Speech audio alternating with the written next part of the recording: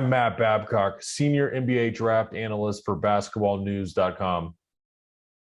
This past weekend, I traveled to Springfield, Massachusetts to attend the Hoophall Classic, a terrific event held at the historic Springfield College where Dr. James Naismith invented the game of basketball, subsequently making it known as the birthplace of basketball.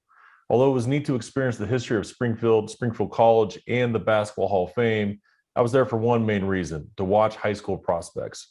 Unfortunately, due to conflicts in my schedule, I couldn't attend the entire event. However, I was still able to see most of the talent. Here are some of the prospects from the class of 2022 that I was able to see that stood out to me.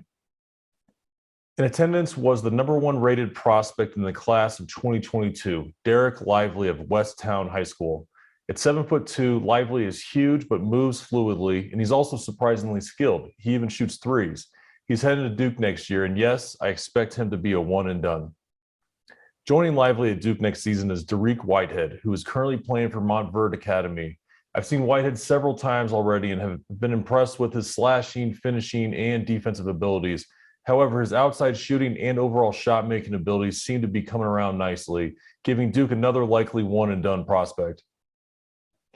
IMG Academy only played in one game at the Hoophall Classic, but it was enough to remind me that Keyonte George, committed to Baylor, is a prime-time bucket getter. Scott Drew has the Baylor program rolling, and I don't expect them to miss a beat next season with George on his way. I don't think he'll be in Waco for long, though. You didn't think we'd get down this list far without mentioning a Kentucky recruit, did you? Well, of course not. Oak Hill's Chris Livingston, originally from Akron, Ohio, the same hometown as LeBron James, is heading to Kentucky. Livingston has been one of my favorite young prospects for a while now. At 6'7", Livingston is an explosive forward that can score the ball. He'll be a high priority for me to watch next season, so I guess I'll be heading out to Lexington again, as usual. I had my first opportunity to watch Kyle Filipowski in person, and let me tell you, he was terrific. He's a versatile big that has an excellent feel for the game. He seems like a perfect fit for the modern-day game in which teams value stretch bigs that can do a little bit of everything.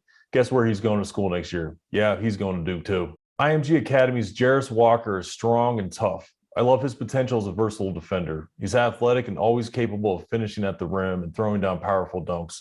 I'm looking forward to seeing him develop under the tutelage of Houston's head coach, Kelvin Sampson.